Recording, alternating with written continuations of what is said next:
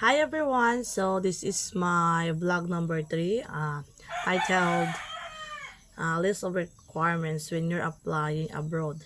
Specifically, if you're applying for a domestic helper bound to uh, Saudi, Oman, Dubai, or any country.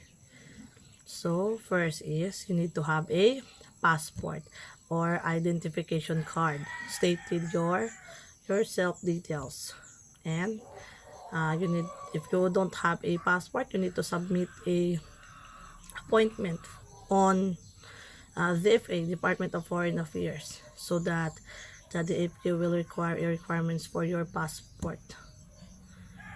Just for example, you need to have a PSA or your NSO certificate authenticated by the Philippine statistic.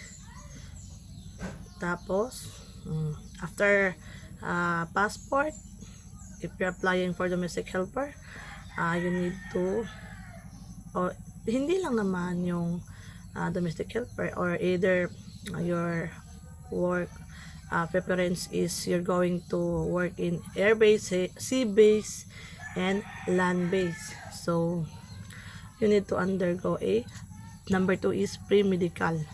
Before anything else, you need to submit a laboratory test. Like for example, the doctor will determine the blood, submit a blood sample, and laboratory for your urine stool or x-ray. You need to become a physically fit. That's the second one. After you are finished on pre-medical, you need to physically fit and proceed to another trainings. So number 3 is TESTA training.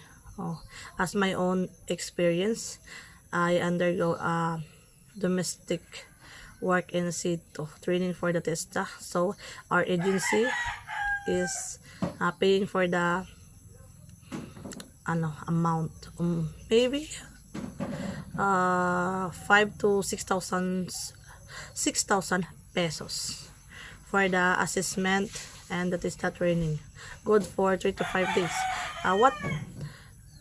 What are those trainings included? So the training in TESTA is you need to have a opening procedure and closing procedure, how to do cleaning, then laundry, ironing. You need to know how to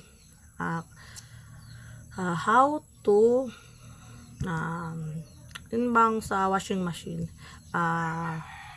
kasi may automatic, may hindi automatic. Dapat alam mo, you need to know how to operate the washing machine.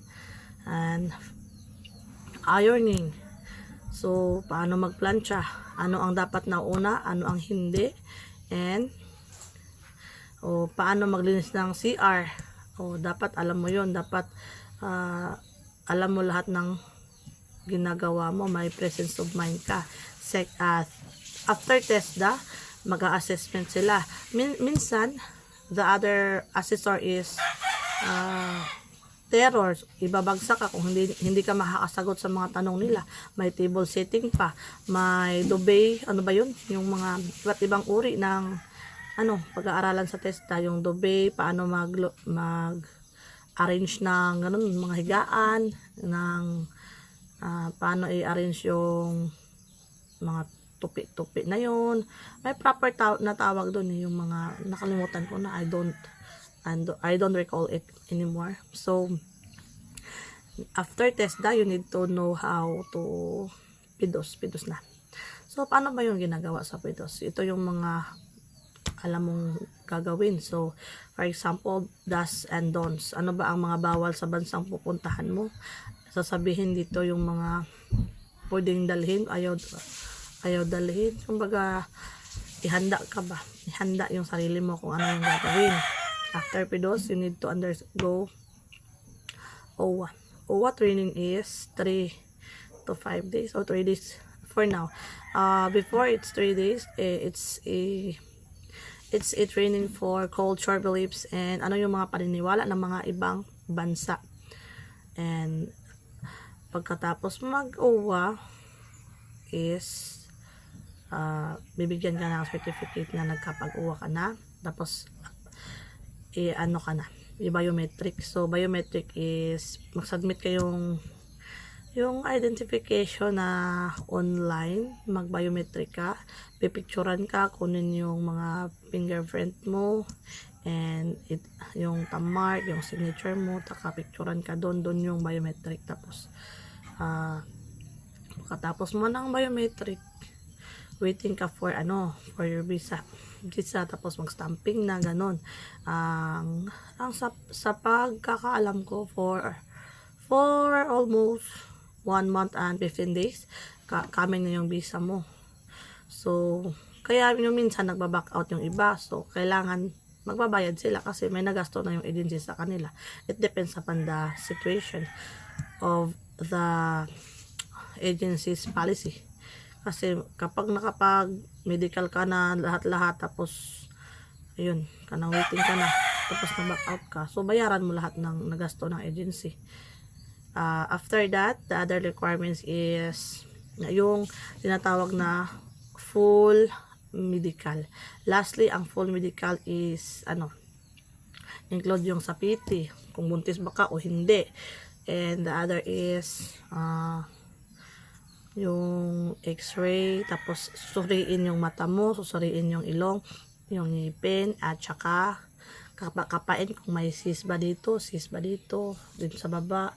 Tapos ito na yung sinasabi ko na patutuwarin or itinutuwad, tinicheck yung lower part mo, pinapatuwad ka kasi tinitingnan kung may cyst ba dito sa baba, may almoranas ka ba. So kung meron, maaagapan, tapos bibigyan ka ng ng itong tawag nito, gamot for the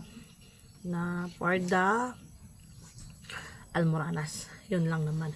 Tapos kung approved na, andyan na yung result for your test, i-x-ray ka, good ka naman, tapos yung dugo mo, wala ka namang hipa, wala ka ng TB or something na sakit mo, physically fit ka, tapos emotionally and ready ka talaga sa mga kakaharapin mong trials. So waiting ka na for flight.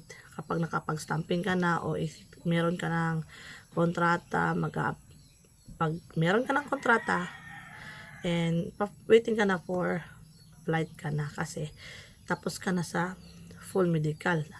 Fit to work ka na, maganda na yung maganda na yung resulta ng medication or medical test. So kailangan talaga may full medical para malaman kung may sakit ka ba o wala. After dito sa Pilipinas, observant ka pa doon kapag pumunta ka na sa bansang pinagtatrabahuhan mo, which is your preferred country to work or job order. You need to observe 1 to 3 months.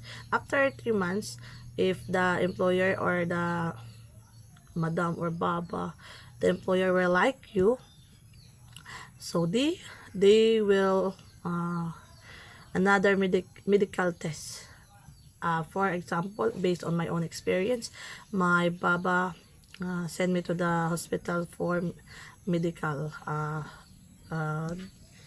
blood test, x-ray, just like that. X-ray for other country and x-ray for the Philippines. That's the requirements. So if you are fit to work, then you need to work 2 years of your contract, and that's the list of the requirements you need to comply when you are applying to work abroad. So I hope you understand step by step of list of requirements. See you on my next vlog, and bye bye.